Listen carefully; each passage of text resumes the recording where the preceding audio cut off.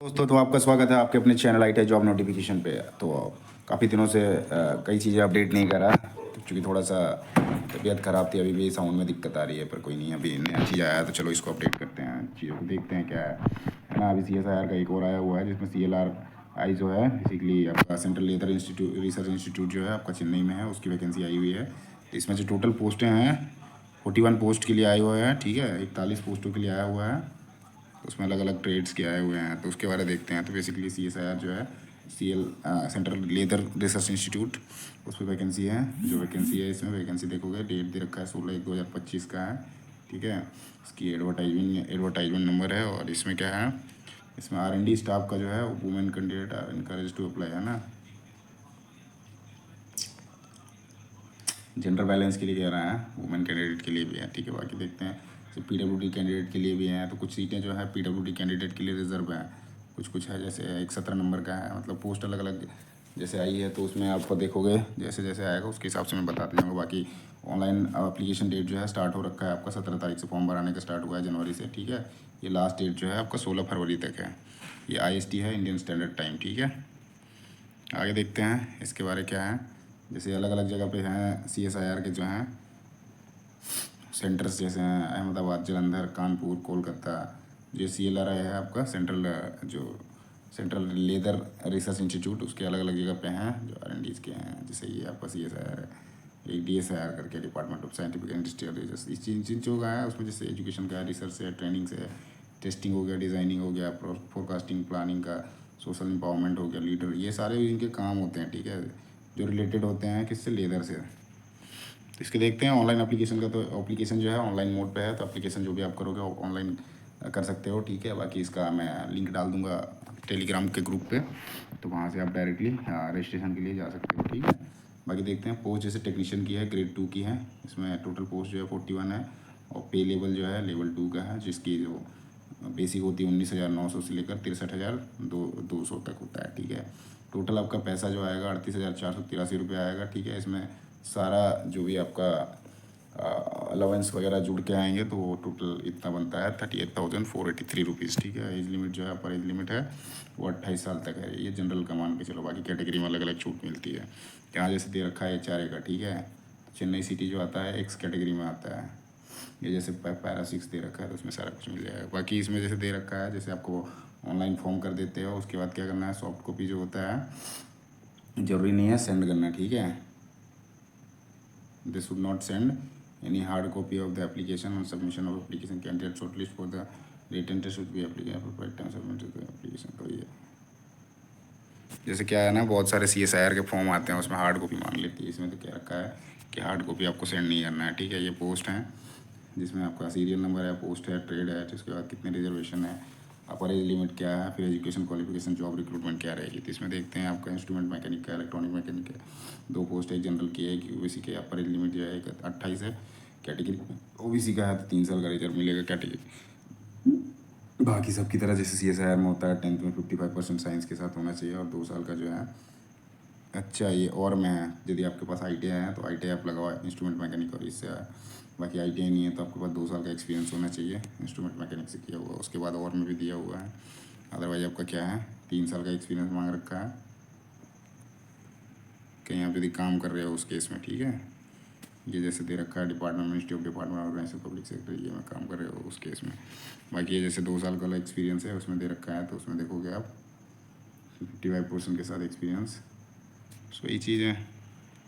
Job recruitment आपका laboratory में काम रहेगा, मेंटेनेंस का मेंटेन करना, उसकी सर्विस इक्विपमेंट। उसके बाद कैरी आउट रिपेयर वर्क होगा, साइंटिफिक इंस्ट्रूमेंट जो भी होंगे। दूसरा देखते हैं, ये आपका लेबोरेटरी असिस्टेंट का है। इसमें 7 पोस्टें हैं, ठीक है। अलग अलग कैटेगरी में अलग अलग सीट्स हैं। इसमें मैक्सिमम एज लिमिट जो है 28 है, बाकी कैटेगरी वाइज छूट दे रखा है, ठीक है। जैसे OBC में होता है 3 साल का, STSC में 5 साल का होता है। बाकी ITI 10th के बाद ITI है, ठीक है। ITI आपको इनसे किया होना चाहिए। फिर ये आपका वर्क प्रोफाइल हो गया। आगे देखते हैं हम, जो तीसरे नंबर का है RNC का है, ये रेफ्रिजरेशन एंड एयर कंडीशनर का 3 पोस्ट है, जनरल का है और SC का है, ठीक है। एज लिमिट 28 से 33 साल दे रखा है। SC में 5 साल का छूट होता है। इसमें भी सेम है, आपको 10th होना चाहिए, 10th के साथ ITI नहीं है उस केस में आपका 2 साल का एक्सपीरियंस, सेम जो पहले बता रखा था सेम चीज़ है। काम यहाँ पे आपको एयर कंडीशनर का जो है कैरी आउट करना है, उसका मेंटेनेंस करना, रिपेयर करना, वही सब काम रहेगा। ड्राफ्ट में सिविल की है, ITI होती है, 2 साल की कोर्स है। इसमें 2 पोस्टें हैं, OBC EWS का है, OBC का 28 साल मैक्सिमम एज है।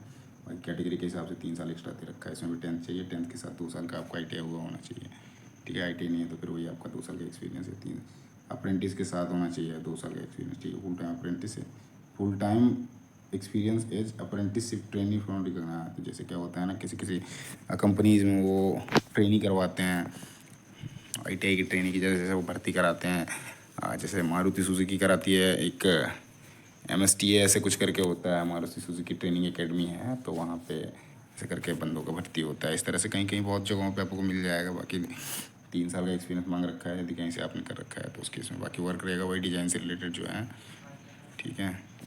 असिस्टेंट दैनिक प्रिपरेशन मेजरमेंट्स हो गया, वेरियस वर्क में प्रिपरेशन हो गया, ये सब करेगा। तो डिजाइनिंग का ही बेसिकली वर्क रहेगा इसमें। उसके बाद है फिजियोथेरेपी का है, तो ये बेसिकली मेडिकल साइंस से आ गया है ना। इसमें 2 साल का एक्सपीरियंस मांग रखा है। 10th के साथ आपका ITI होना चाहिए फिजियोथेरेपी से, ठीक है। यही चीज़ है। असिस्टेंट मेडिकल ऑफिसर जो होता है, मेडिकल ऑफिसर जो होता है उसका आप असिस्टेंट का काम करोगे। बाकी आगे है 6 नंबर पे है मेडिकल लैब टेक्नीशियन का एक पोस्ट है, 28 साल मैक्सिमम है। इसमें भी आपका 10th के साथ ITI होना चाहिए, या फिर नर्सिंग है। नर्सिंग का दे नहीं रखा है, लेकिन जनरली ये है तो आपका ITI भी दे रखा है, ठीक है। आगे जैसे देखते हैं हम, नर्सिंग का है ये एक पोस्ट है, 28 साल है। इसमें 10+2 10 चाहिए, फिर ITI चाहिए, ठीक है। इसमें आपका कैटरिंग हॉस्पिटलिटी का है, ये भी सेम चीज़ है। कैटरिंग हॉस्पिटलिटी असिस्टेंट जो है, इसमें 2 पोस्टें हैं, एक जनरल ऑफिस की है, 28 साल एज मैक्सिमम है। फिर उसके बाद 10th चाहिए, 10th के बाद आपका ITI दे रखा है। कैटरिंग होना चाहिए, हॉस्पिटलिटी मतलब किया हुआ होना चाहिए। काम रहेगा असिस्टेंट इंचार्ज रहेगा कैंटीन का, गेस्ट हाउस का प्रिपेयरिंग करने का और कुकिंग मेल्स करने का, यही सब का कुकिंग से ही सारा काम रहेगा, ठीक है उसका। आगे जैसे देखते हैं 9 नंबर पे lab animal handling and breeding करके, इसमें आपको देखोगे तो लैब में जो एनिमल्स होते हैं उनकी हैंडल करना है, फिर उनको ब्रीड करना है, तो इसी चीज़ का है। एक सीट है, 28 साल मैक्सिमम एज है। 10 में 55 ITI किया होना चाहिए इसी एनिमल और एरिया से है। वो भी आपका STC होना चाहिए, NTC होना चाहिए, ठीक है, कोई भी चलेगा। काम जो रहेगा ये दे रखा है काम आपका। आगे चलते हैं, हाउस कीपिंग का है या फ्रंट ऑफिस असिस्टेंट का। इसमें 2 पोस्ट हैं, ये दे रखा है 28 मैक्सिमम, ठीक है। कैटेगरी के हिसाब से 5 SC की है तो 5 साल से छूट दे रखा है। इसमें 10+ ITI मांग रखा है, ठीक है। हाउस कीपिंग से होना चाहिए। उसके बाद काम जो रहेगा वही आपका सुपरवाइजिंग करने का काम रहेगा, आउटसोर्सिंग मैन पावर जो आता है मेंटेनिंग गेस्ट हाउस क्लीनिंग करने के लिए, उन्हीं को देख रेख करने का।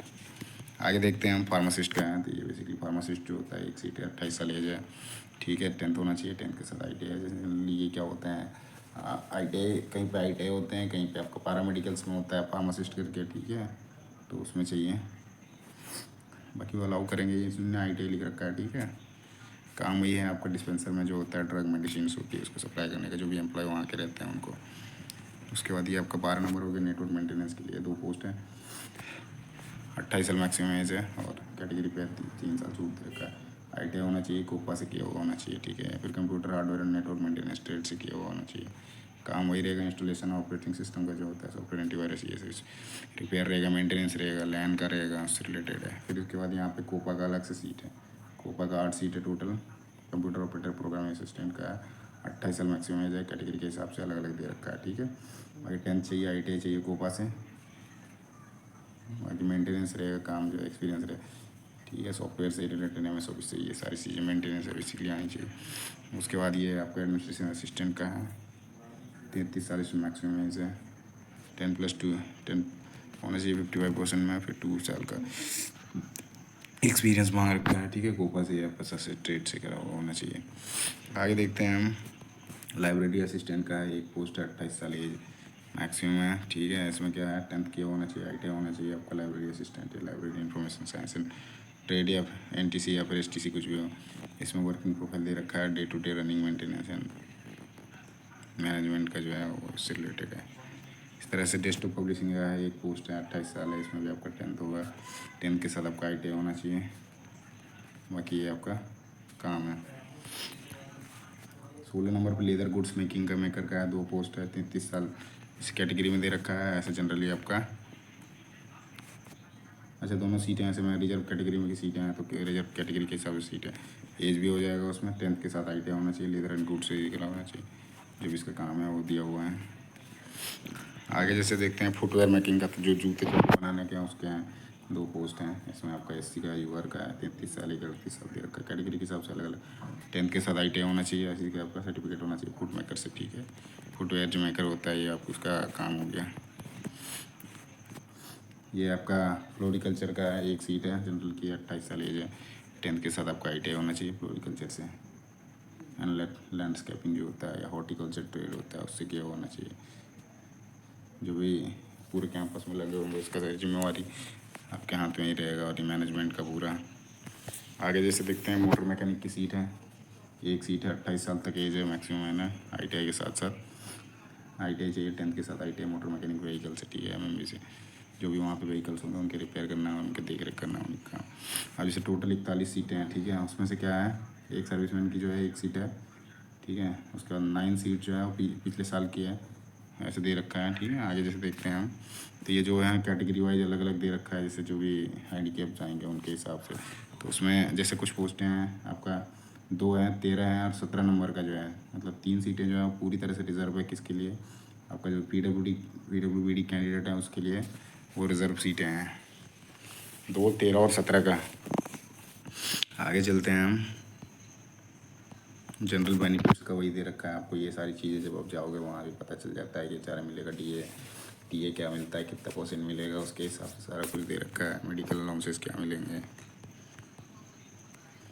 अदर कंडीशन क्या है, आपका क्या होना चाहिए, सिटीजन ऑफ इंडिया होना चाहिए, भारत के नागरिक होने चाहिए, सारे डॉक्यूमेंट आपके जो होने चाहिए, इसे यहाँ दे रखा है। सपोर्ट वाइज में लगाते हो, सर्टिफिकेट ऑफ मार्कशीट 10th का ये वो लगेगा। एक चीज़ और है, यदि आप एक्सपीरियंस लगा के फॉर्म को भर रहे हो तो उस केस में क्या होगा कि आपका जो है जिस दिन तक आपका फॉर्म भराना स्टार्ट हुआ है ना, आपका एक्सपीरियंस काउंट उसी दिन तक होगा जिस दिन आपका फॉर्म भराना स्टार्ट हुआ। जैसे आपका 17 तारीख से स्टार्ट हुआ है तो 17 तारीख जो है जनवरी का, वहीं तक आपका एक्सपीरियंस भी काउंट करा जाएगा। ये देखो यहाँ पे लिखा हुआ, the period of experience wherever prescribed shall be counted after the date of acquiring the minimum education qualification for exercise position, ठीक है। हाँ, एक चीज़ और है कि जब आपका एक्सपीरियंस जो काउंट करा जाएगा आपका सर्टिफिकेट कोर्स कंप्लीट होने के बाद का, ऐसा नहीं कि पहले का आप किए हो उसको। आगे देखते हैं, डिस्क्वालिफिकेशन के उनके रीज़न दे रखे हैं, ठीक है। प्रोविजनल कैंडिडेचर हो गया, कैनपैक्सिंग हो गया, बाकी ये आपका साइट है HTTP आइकन करके दे रखा है www.clri.org, इस पर आप डायरेक्टली कर सकते हो। बाकी मैं लिंक डाल दूंगा तो आप वहाँ से सीधा रजिस्ट्रेशन कर सकते हो, ठीक है। इसके बाद इसमें no interim entertain upper age limit, जैसे अलग अलग कैटेगरीज के हिसाब से मिलता है। मिनिमम 18 से 28, फिर कैटेगरी के हिसाब से ST SC है तो 5 साल का, OBC है तो 3 साल का, विडो है तो 40 से 35 साल तक जनरल है, बाकी कैटेगरी के हिसाब से वो अलग मिलेगा। CSIR में जो वर्किंग है उनके लिए 5 साल का दे रखा है। PWD के लिए 10 साल होता है, बाकी कैटेगरी के हिसाब से अलग से और जुड़ जाता है। EWS का एक क्राइटेरिया दे रखा है, ठीक है। एक सर्विसमैन की है, सर्विस छोड़ने के बाद आपको 3 साल, मिनिमम 3 साल का तो होना ही चाहिए। उसके बाद सर्विस जैसे आप डिडक्ट होते हो उसके बाद का भी आपका काउंट करा जाता है 3 साल तक, ठीक है। उसके बाद का आपका फिर नहीं होगा। ये क्रूशियल डेट दे रखा है, लास्ट डेट आपका 16/2/2025 तक है जब आपका फॉर्म रिसीव किया जाएगा।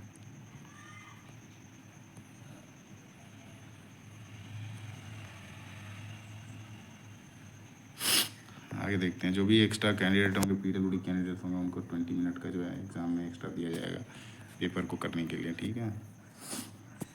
स्क्रीनिंग होगा और एप्लीकेशन, जैसे स्टेज 1 का जो पेपर है ट्रेड टेस्ट होगा सबसे पहले इसमें, ठीक है। जो क्वालिफाई होते हैं फिर उनको रिटन एग्जामिनेशन होती है।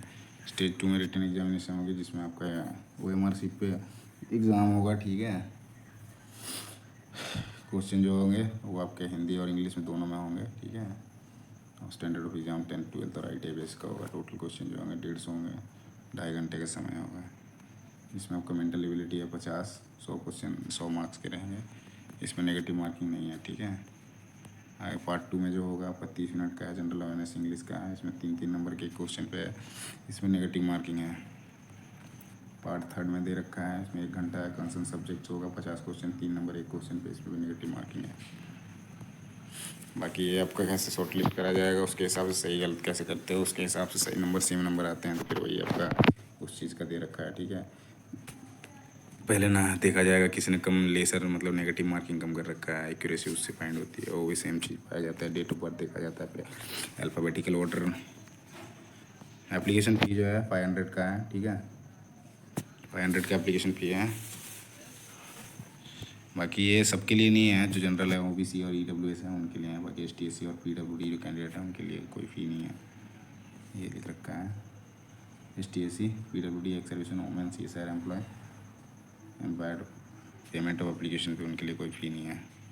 कैसे अप्लाई करना है, तो ये आपका साइट है, उससे जाकर कर सकते हो। बाकी जैसे मैंने कह रहा, तो अप्लाई ये आपकी सारी साइज़ दे रखा है, ठीक है, फ़ोटो का, डॉक्यूमेंट का क्या साइज़ होगा, इसमें दे रखा है कि आपको सबमिशन करने के बाद ऐसा नहीं है कि should not send hard copy बोल के, ठीक है, तो आपको ज़रूरी नहीं है भेजना है, ठीक है, इसमें, क्योंकि ऐसा कुछ दिखा नहीं है। ये देखिए, एप्लीकेंट शुड नॉट सेंड, ये चीज़ हाईलाइट कर रखी है। जब आपका ऑनलाइन एप्लीकेशन हो जाएगा उसके बाद सेंड नहीं करना चाहिए बोल के। आगे देखते हैं हम।